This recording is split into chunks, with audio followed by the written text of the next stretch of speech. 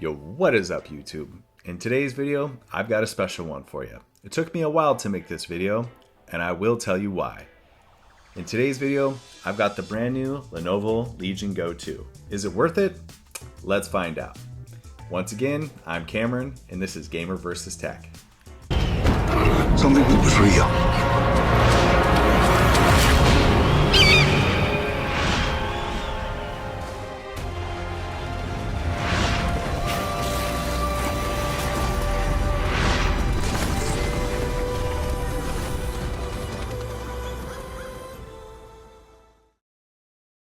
As I always say, let me preface this video by saying, holy shit, this was not a great out-of-the-box experience. I had some issues pretty much right away, to the point where I was about to give up on this device and return it. Let's get into that. Now, when I say this wasn't a great out-of-the-box experience, it was not an Xbox Ally X experience. For this thing, I just turned it on, updated it, everything worked, gaming pretty fast. Not so much for the Legion Go 2. So, of course, there are other people out there that were having some issues. There's a fellow YouTuber that even came out with a video with tips and tricks when this first came out, like putting your VRAM higher to 8 gigs in BIOS, uninstalling the AMD graphics drivers that come with Windows, and running DDU to apply essentially the Lenovo drivers, and that still didn't work for me. I could not get it to work. I could play some games, but they would crash almost instantly. Battlefield, Borderlands, Ghost of Tsushima, the games I tested basically, everything crashed. I couldn't play for no more than 5 minutes. So I was pretty much fed up with the device. So I did some digging. After about a week, I basically laid this thing down and I was like, I'm gonna return this thing. Did some digging. Within the device itself, I looked everywhere I could possibly look. It wasn't until the very last day where I looked into the AMD software. And under drivers and software, in the drop-down menu, I found something called OpenCL API. In that section, it said no version available. I thought that was interesting, so I went on the Xbox Ally X, the Ally X, all of my other gaming handhelds that have AMD chips, and all of them had a version available. So I did some digging and I could not personally find a way to get that to come back. That DDU reinstalling drivers did not fix it. The only thing that fixed it was a complete fresh reinstall of Windows. So after the BIOS update and a fresh clean install of Windows, I finally got it to work. Now, of course, Windows kept trying to apply its AMD drivers, which you have to be diligent about not always hitting update on this thing because it will reapply generic AMD drivers. And once that happens, you're screwed again. For some reason, I do not have this issue on the Xbox Ally X. So that's one thing to be aware of. If you are somebody like me who did everything they can think of, try checking that OpenCL version and see if it says missing. If it is, then you may have the same problem I had and you're gonna have to reinstall Windows to get it to work again. So let's get into the device itself. Aesthetically, it's a really nice device. If you saw my original video, this thing is way more premium than this thing. And the reason why I say that is because one 8.8 inch OLED display. It looks cleaner. It's got this like kind of rubberized texture all around it. It's got the stand and it's a very sturdy stand, which is great. The buttons, the triggers, everything feels good. The ABXY buttons feel great. The only thing that I hate about this device, and I'll tell you this early, is these damn thumbsticks. So what do I mean by that? I mean, they're way too light. Lenovo, you had this issue on the first one. For somebody like me, if you're using a PlayStation controller, an Xbox controller, the Xbox Ally X, these are stiff. These feel like a real controller thumbstick. If you look at the Xbox Ally X and you look at the thickness of this thumbstick as well, compared to the thickness of this, that's a huge issue because when you're putting your thumb on this thing, because it's such a sharp curve, from here to here is actually a pretty drastic change. And I actually end up leveling out a lot more than I would like to.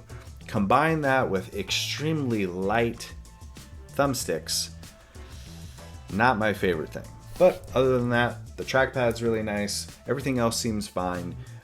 Aesthetically, it's a very pleasing to look at handheld. Before we get into any gaming performance, let's talk about what you should do first. 1, make sure you run DDU and apply the Lenovo drivers. Double check if you have that OpenCL API version in your Radeon app to make sure it's there and you do not have the issue that I had.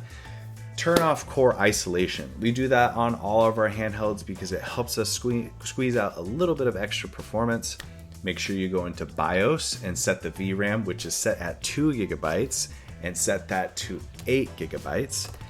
In here, you're also going to want to go into your OS power mode. You'll find that in this menu here. And basically, you'll find that in this menu here, and you'll see thermal mode, you'll see quiet, balance, performance, custom. But if you scroll down even further, you'll see OS power mode. You can also find this in the Legion app as well, but you want to set that to efficiency. It's kind of like turning off CPU boost. You're going to do that on games like AAA games. Now, if you're doing emulation games, things that are CPU bound, very heavy CPU task games, you can turn that to performance. But for the most part, AAA gaming, you're going to want to set that to efficiency. Actually, before we get into gaming, let's talk about this screen. It's beautiful. 8.8 inches OLED. It's bright. This thing gets super bright. But there's some complaints about it. A lot of people talk about this Mora effect, whatever you want to call it, which is basically like this grainy film looking, screen. You can actually really notice it when you go into the Legion app, or if you look at your taskbar down here. Basically, it's just kind of annoying, but honestly, because of the brightness, because of the colors, the HDR, everything, I don't really notice it, but that's out there and people do have complaints about this. Of course, 8.8 inches OLED is great, but at what cost? Remember, the bigger the screen, the brighter the screen, the more power it's going to pull. This is a 74 watt-hour battery. Now, compared to the 7-inch Xbox Ally X, this thing is squeezing out juice. This thing can game for a while. Whereas this one, expect some lower battery life. So let's talk about gaming performance. I tested 3 games. I tested Battlefield 6, Borderlands 4, and Ghost of Tsushima. All of those games are pretty well rounded. Battlefield 6 is pretty optimized. It runs really good on the Xbox Ally X. Borderlands 4, terribly optimized game. It requires a lot of power to run that game at stable frame rates. And Ghost of Tsushima, which is basically the game a lot of people end up testing because it's a beautiful game. It's great for graphics, fidelity, all that stuff, but it's also quite hard to run. All right, so Battlefield 6 didn't run quite as well on this handheld as I was expecting. The Xbox Ally X did a little bit better, but for the sake of the testing, we were in performance mode, we were in FSR in performance, the auto settings, and no frame gen. At 1200p, I was basically getting between 30 and 40 FPS, and at 1000p, I was getting between 40 and 50 FPS. Now, if I set this to the custom 25 watt that kind of matches the Xbox Ally X turbo mode, which is what I use all of the time on that device, I was getting 50 FPS and highs in the 60. Now, not the greatest performance. I was kind of hoping that I would get kind of some better gameplay. On the Xbox Ally X, I was hitting 70s all of the time. Sometimes I was up to 90. And I think that's because this device doesn't have the optimization that it needs right now. Borderlands 4, on the other hand, we were running 800p. We were in the performance profile. We were in low settings. Frame gen had to be on because that game you have to run frame gen even on some desktops. I was getting anywhere between 70 and 90 FPS. Now, that varies a lot. If you put this in a 25 watt mode, you can be in the 90s all of the time, which is great. But that's going to eat up your battery life. You're not going to be playing this thing for a long period of time. Now let's talk about Ghost of Tsushima, which is pretty much my favorite game to play right now on PC. I never went through it the first time, so I've been kind of catching up. On this game, we were at 800p, medium settings, no frame gen, because every time I turned frame gen on, it crashed. We were at FSR set to balance, and that is very critical to get these frames. I was anywhere between 55 and 75 FPS. I was above 60 FPS nearly the whole time. And the great thing is I never saw the GPU temps go above 60. Now, as far as battery life goes, you can kind of expect that for, expect this along all three of these games that I played. I was pretty much sitting around the 2-hour mark. Sometimes I'd get like 2 hours and 6 minutes, and sometimes I get just below 2-hour mark. And remember, this thing's powering a giant 8.8 inch screen. I'm setting things to like 80% brightness. I've got the RGB on. I've got Bluetooth off. Now, if you set the brightness lower, you've got the RGB off, you may be able to squeeze more battery life out of this thing, but don't expect a huge leap. All right, so let's talk about the software experience. Let's talk about Legion Space first. Honestly, this software is kind of mid, as the kids say nowadays. The reason why I say that is because, you got your launchers and stuff like that. You've got your library that you can start your games from. I don't use this. I don't know anyone who does. If you do, cool, good for you. The settings. This is where I kind of have my issues with these devices and their software. I had kind of the same gripe about the original Legion Go, which is, of course you can set things like performance, display, you can check things with your display, audio, general, like battery saver, all that stuff. Fine, great, all cool and dandy. You can get your basic specs and stuff here. But when you go to disks and drivers, you never get any updates. Like, compared to the Xbox Ally X, this thing is rolling out updates nearly weekly. Sometimes you get multiple per week. Other than a BIOS update, I haven't seen a driver come through at all. And half the time I'm worried that this software is not working, so I'm going to the Lenovo website and checking there. Once again, no updates. Lenovo, you need to update this device. I don't think it's optimized enough. But aside from that, you can go into your controllers and you can, change RGB, you can map buttons, trigger settings, joystick settings. Now, if I were you, another little tip that I have an issue with is you're gonna wanna change the dead zone on these things. Now, it doesn't happen with every single game, but especially a game like Ghost of Tsushima, for some reason, I'll show you this too, is I have to move this thing quite a bit for it to even register on that game. And in that game, there's no dead zone setting or anything like that, so that makes it very difficult. But even at a 1% dead zone, it's still kind of hard to play. So let's talk about the Xbox full screen experience. Now, this device does not officially support that. Yes, you can get it. There's Vive Tuner. There's all these other things you can do. You can opt in with the Windows beta, blah, blah, blah. I didn't do that because that's not the out-of-the-box experience that I usually go for with my devices. So, like with the Xbox Ally X, I just turn it on, Xbox, because it was pretty much made for this device. This device doesn't officially have that yet. I will do another video on that when it has officially released through Windows, because I think it might help with performance a little bit. Not a lot, a few frames. It's definitely gonna cut down on RAM usage by about 1.5 gigs maybe.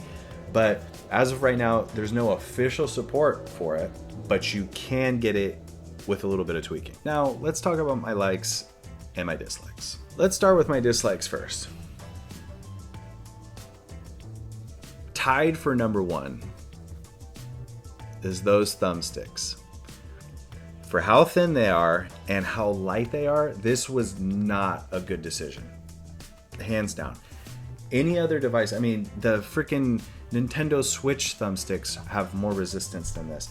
The Xbox Ally X is like 5 times the resistance as this.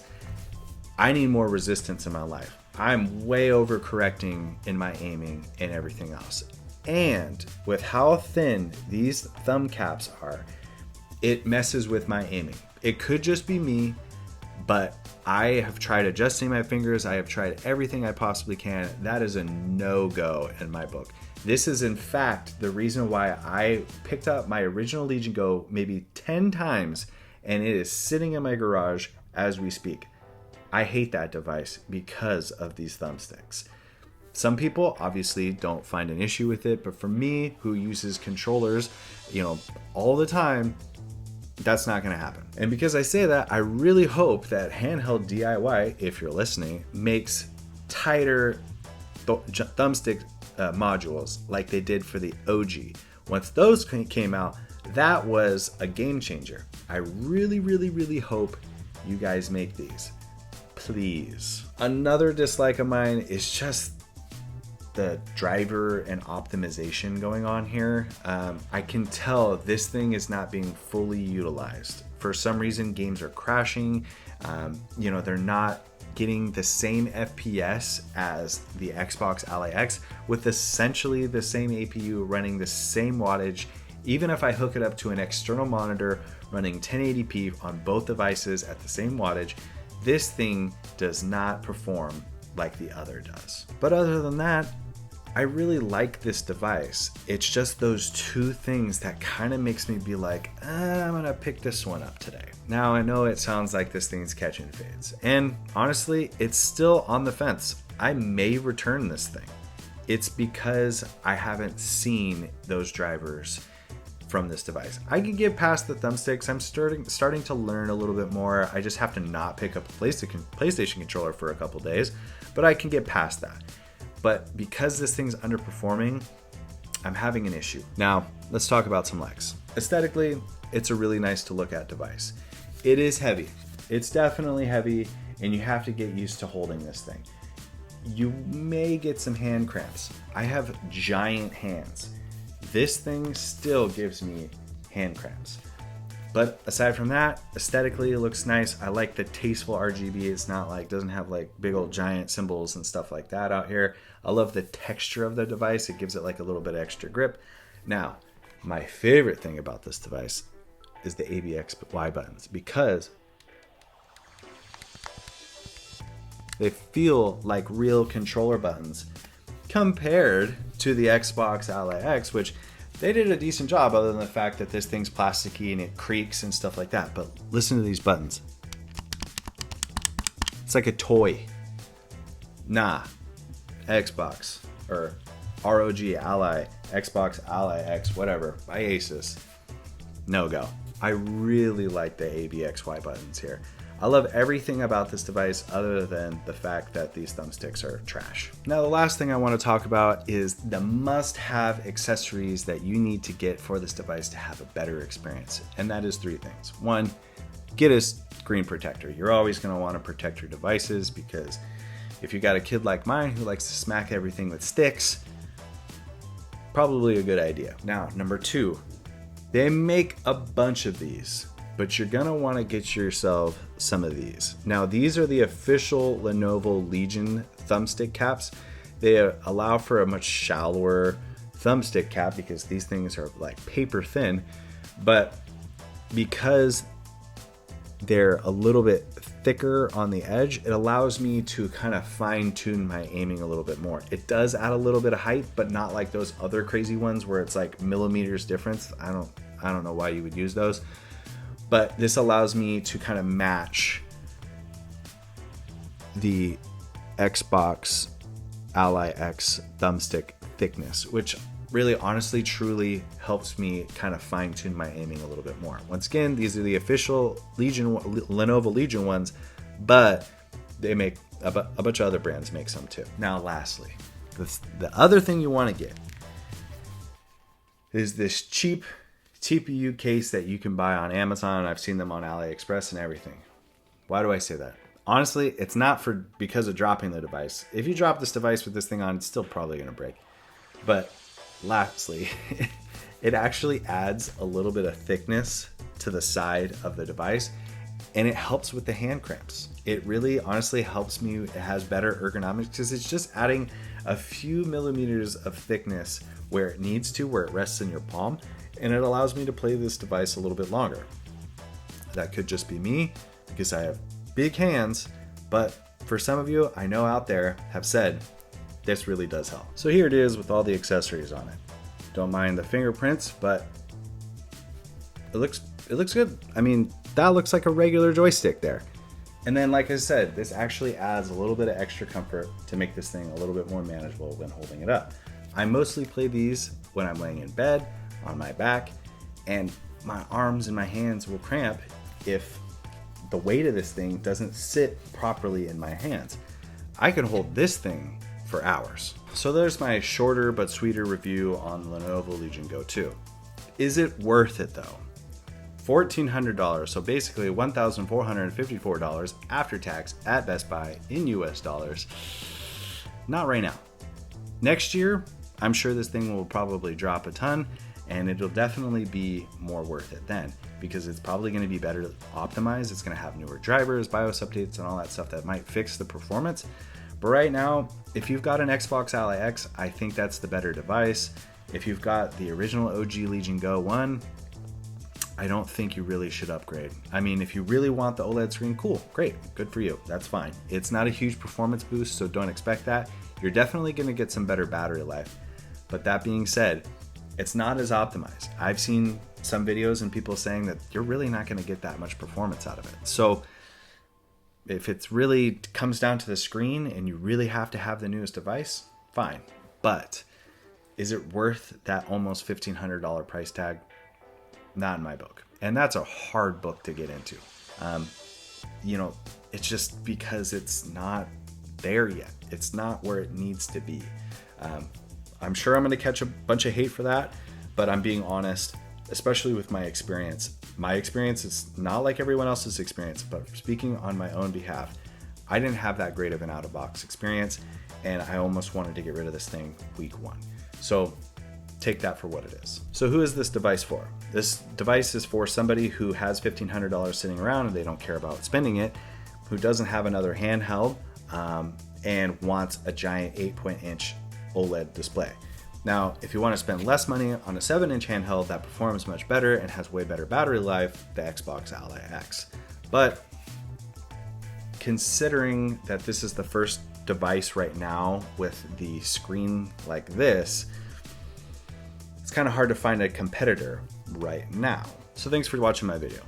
Please like and subscribe. I've got some crazy content coming out. I'm going to be doing the Strixcar 18 5090 version here in a few days. I've got some exclusive products being sent to me that aren't even released yet. So stay tuned. Once again, please like, subscribe, comment. I really appreciate it, you guys. We just hit 2K subscribers. Thank you very much to everyone who has ever supported my channel. And thanks to all the haters.